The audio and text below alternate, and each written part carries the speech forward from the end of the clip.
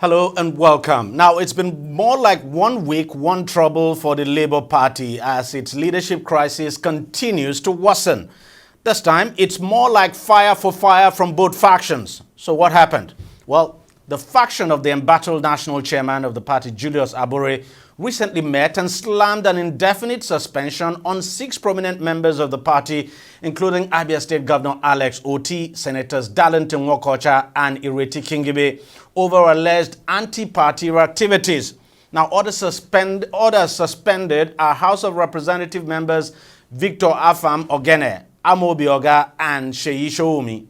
The party's National Executive Council said the decision followed the recommendations of a 5-man disciplinary committee set up on May 2nd, 2025 to probe allegations of anti-party conduct. It also addressed the omission of Nenadi Usman from the suspension list, stating that she is not a registered member of the Labour Party, but a supporter of its 2023 presidential candidate, Peter Obi. Take a lesson now to Abure. The following members of the party have been suspended from the party and all its activities indefinitely and with immediate effect. Number 1, Dr. Alex Oti. 2, Senator Ireti Kingibe. 3, Senator Darlington Wokocha. 4, Honorable Victor Afam Ogene. 5, Honorable Amobi Oga. 6, Honorable Sheyi Shoumi. By this suspension, these former members of the party will no longer act on behalf of the party. All concerned institutions, including the Nigerian Governors Forum, the National Assembly, INEC, and the security agencies, amongst others, are to take note.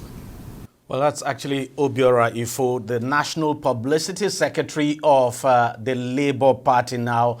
That's the faction of the Labour Party loyal to Julius Abure. Now, in response to the action of that action now by the Abure faction, the other faction led by Nenadi Usman, which is, of course, the caretaker committee backed by the Abia State Governor Alex Oti, returned fire by announcing that it had opened an investigation on alleged corruption and forgery against Abure. In fact, they went ahead to announce the suspension of Abure as well.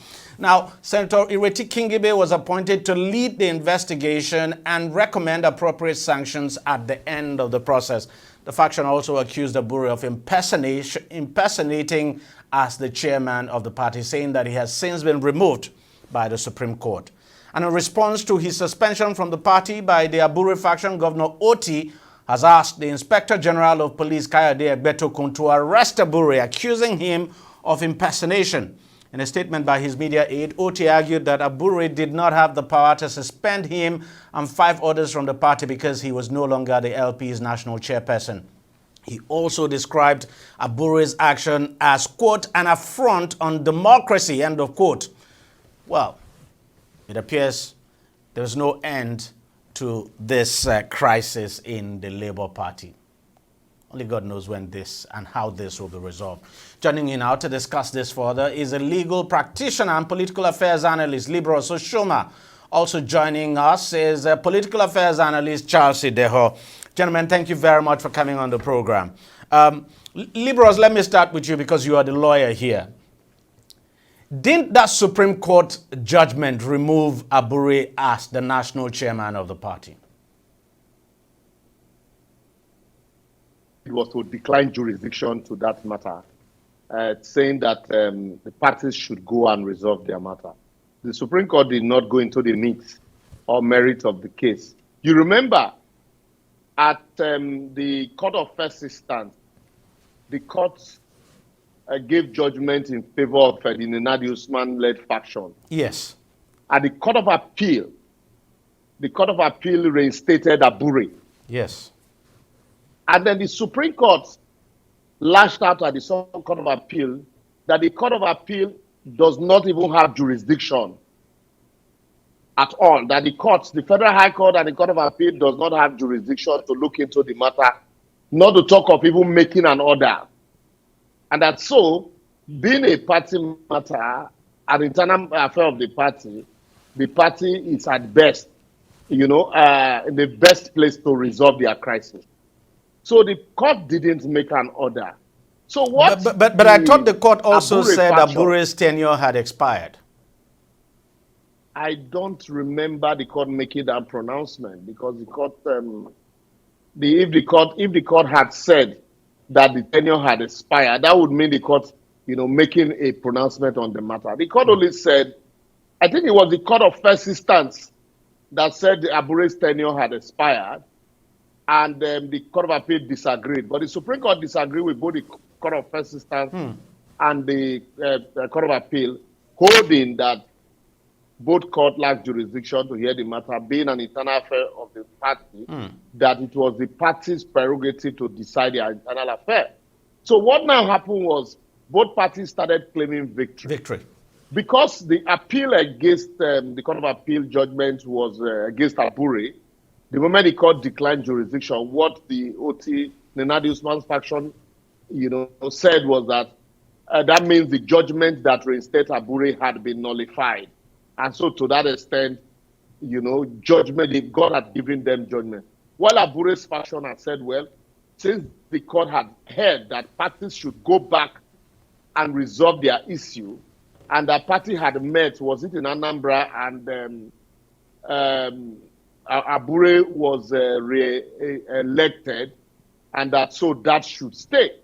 So that's why both parties are holding on to victory, at the Supreme Court. The Supreme Court did not make a definite pronouncement giving either of the party judgment. That was the same thing that happens with the seat of Ayaun in PDP. And so you saw what the PDP now did.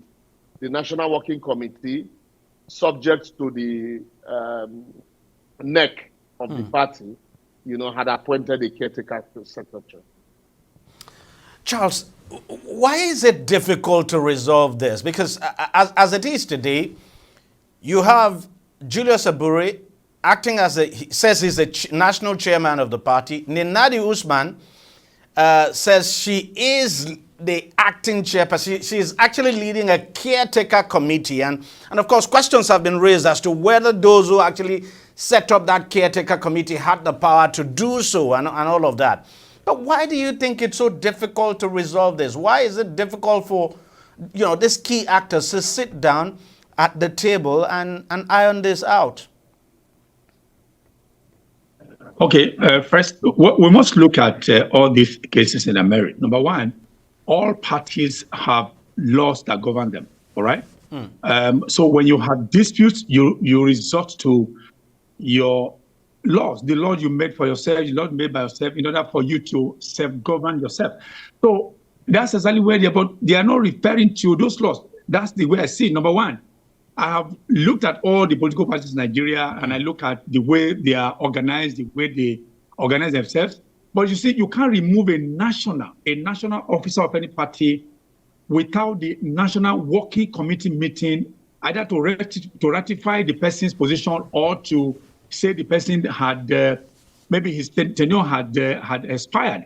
And if your tenure has expired, there has to be a national convention through which that you can now elect a new executive. That has not taken place in Labour.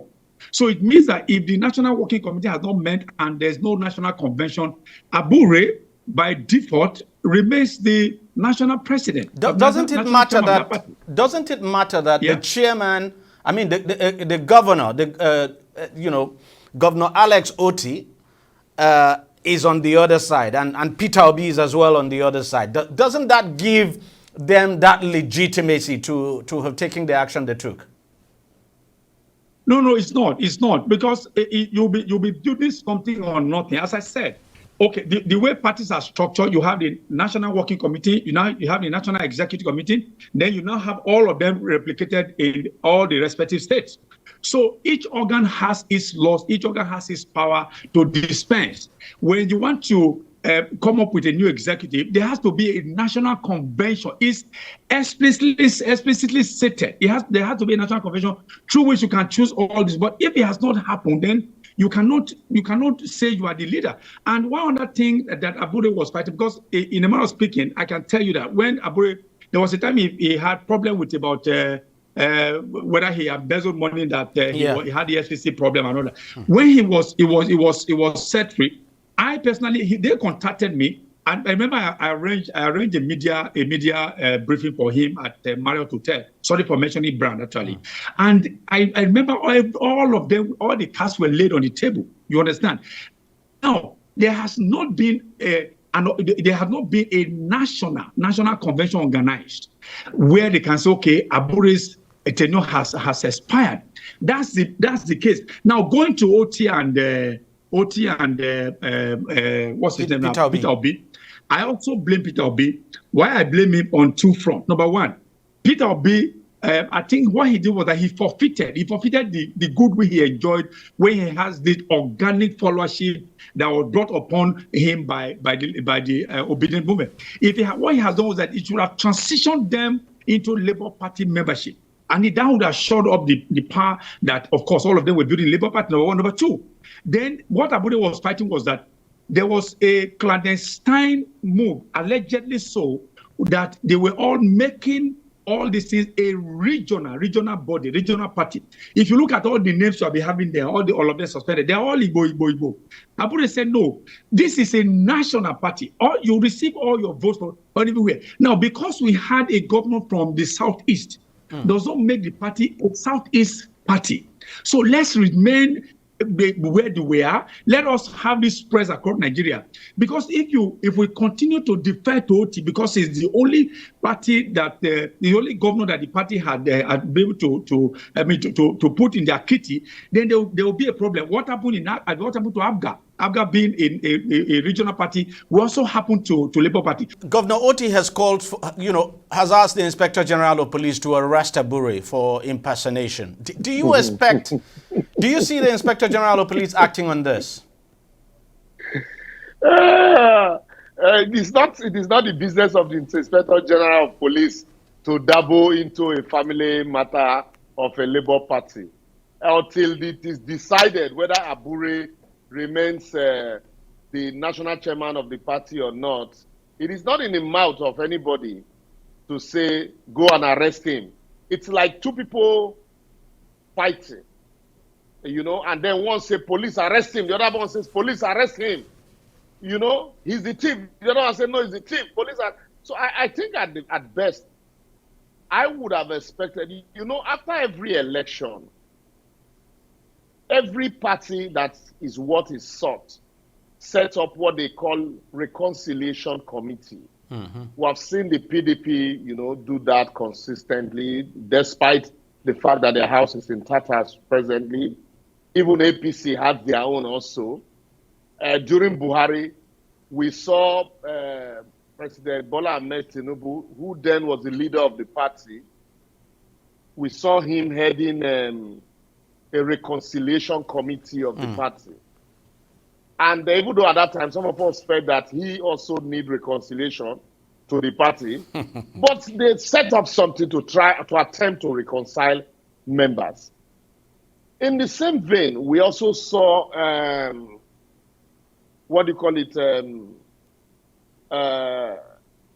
after this last election. After the primaries.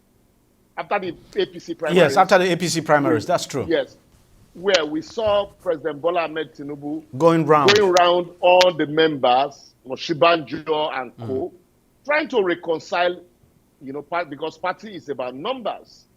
We've also seen PDP, despite the consistent backlash from Wike, we saw Atiku's attempt to reconcile, Wike with the party. So we have seen them consistently meet at the National Working Committee level. So one would have expected that Peter Abib, being the presidential candidate, of the party, who enjoys the goodwill of the party, who the party, gave ticket to, at the dying minute, Abure might have his nuances and shenanigans, because if you remember, there were a lot of accusations against Abure of selling tickets to the highest bidder. Even Olumide Akpata, the Edo State election, at some point, accused Abure of trying to, swat or scuttle his effort Olumide practically said that the enemy within was worse than the enemy outside. So in all of this, Abure might have its problems, but as a party flag bearer, who also, except he doesn't want to use the party again, because now I don't even know whether Peter Obi is in Labour or is in SDP or is in PDP. One would have expected that he would be able to, bring everybody together, sit at the round table, and then, table all their grievances and,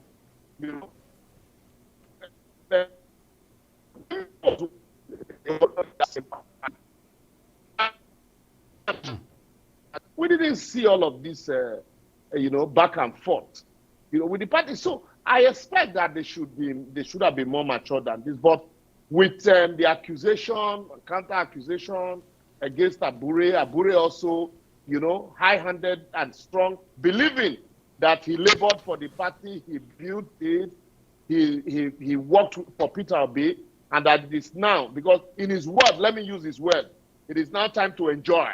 Because he likes using that word. I will send you to Abuja to go and be enjoying, make your money. So that it is now time to enjoy, that he feels that they want to push him aside. So certainly he will fight back. And so if now we have not even seen the gain of the 2023 general election, the ruling party is already talking about 2027.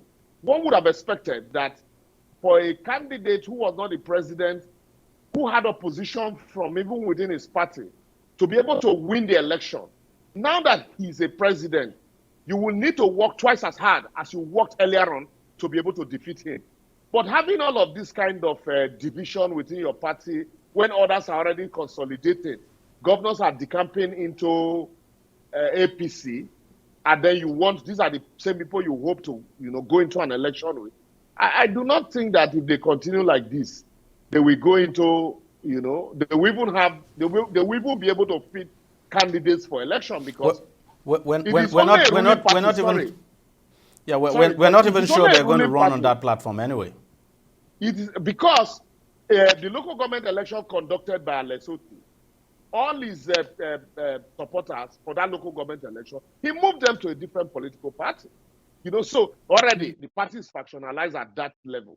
So what's the guarantee that, they will remain on that platform? So at this rate, it is only a ruling party that usually have this kind of faction because there is so much food to share.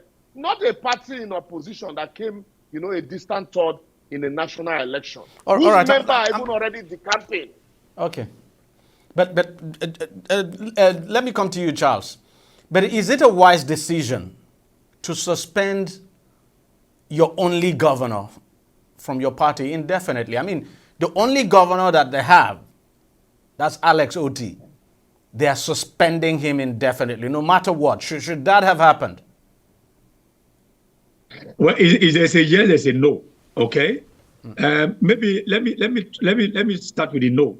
The no, it may seem to be. I mean, to me, it seems to be a foolhardy action, because you have made gains and you have just one out of 18 parties. I mean, that other ones, the SDP, they don't have any governor. It's only APC, PDP, and then Labour, and then NPP in Kano. So for me, to seem a foolhardy action to so do. But that's the no. The yes there is that the action may seem to be, as I said, foolhardy, but I think is geared towards reenacting or letting them know that party supremacy is above all. Because you are a governor, you are a minister, you can't be bigger than the party. Maybe that's the message you want to send to them. No matter how highly placed you are still subject to the supremacy of that party. So if you are a governor, as a governor Oti is in Abia State, and then they find you to be, whatever you are doing, to be culpable or to be maybe some other things that are improper to the general welfare and general health of the party, well, the party has to come straight with the stick, the big stick. So I think that's the message that the Abib-led faction is trying to send to everybody. Look, the party supremacy is what is paramount. Whether you have won election, doesn't matter. If you are not, you don't subject yourself to the to the whims in quote whims and caprices of the party, then again we have to weed you out. It's either you shape up or you ship out. So that's why I say it's a yes, and I hope I'll be able to answer the yes and the no. Yes, I get your point. We're out of time now, but let me ask you this, Libros, very quickly, Libros. Just hold on. Let me ask you this very quickly, Libros. Do you think this crisis will be resolved the moment INEC recognizes one faction over the other? I doubt. I very much doubt. But before I quickly answer that your question, I agree with Charles. The question you will ask yourself, if Abure does not see the governor and the lawmakers as members of his party, suspending them is almost like seeing people who are not, members of your party, just weeding them up. Because if he believes that he's the alpha and omega of the party, and these people are not kowtowing to his whims and caprices, suspending them already means they were out. So it was just like taking a decision that has been a done deal. But I do not see this crisis being resolved because even if INEC recognizes one faction against the other, they are still going to go to court. But that is why, before INEC can even recognize any faction, there must be an attempt at calling for a NEC meeting or a congress of the party. And so, how do you call a congress of a party when it is obvious that almost all the state executive members are in one side, apart from a few? And that is why you still have, the National Working Committee of the party, the executive in one area, supporting Abure, and some persons also on one side as caretaker committee. So they are not saying that they are the executive, but they are caretakers. So it will be difficult for them to even call a congress of the party and elect, officials that INEC will recognize. So that's why I said I do not even see them having candidates in the election if they do not sit down to either agree to agree and agree to disagree. Charles, what do you think? Well, I also think, but I think Labour, thankfully all of us will use the computer. But there's a time you use computer, what they call the thing is hanging. I mean, it's lagging. So there are two options are left for you: is to allow you to finish lagging and then to come back, or you reboot. So I think Labour needs to reboot because the way it is now, the system is hanging. They need to reboot so that they can breathe fresh. They can give it fresh breath. Because the way it is now, Labour cannot, with the way they can't go to 2027 election because it's factionalized. Labour is maybe is suffering what they call stroke, and there's no way to have strength to muster to go into the election. So what they need to do is to plan for election maybe 2031, because the way they are now, there's no way Labour can even win even a councillor seat anywhere in this country. So what they need to do is that they have to shut down the system, in a manner of speaking, reboot it, and begin to rebuild again for future elections. They should just forget 2027 because it's going to be a waste of time, waste of resources, and then they are also going to be, disgraced in the election because they may not do well at all with the way it is now. Well, it's a pity. What a way to waste the enormous goodwill they got from 2023 election. It's a huge pity. It's a huge pity. Gentlemen, I want to thank you very much for coming on the program. I appreciate it. Libros Oshoma, thanks a lot for your time. Charles Ideho, thanks a lot. We'll take a short break and we'll be right back. Stay with us. Don't go away. Opinions are free. Facts are sacred. But truth is universal. How, in practical terms, can we, for instance, de-escalate the tension? President must see himself as the President of the Federal Republic. We know where the enemy is. 3 places. The Lake Chad Basin, the border area between Nigeria and Cameroon, and then the Sambisa Forest. On DEJI 360, we give you a complete dose of everything. Opinion, facts, and undiluted truth. I hardly believe what politicians say in this part of the world. A new Nigeria is possible, a future is possible. We delve into the issues, dissect it so that you can understand it, use it to take action. I don't think there's any need for any governor to look for grant for ranching. DEJI 360, dissecting the issues.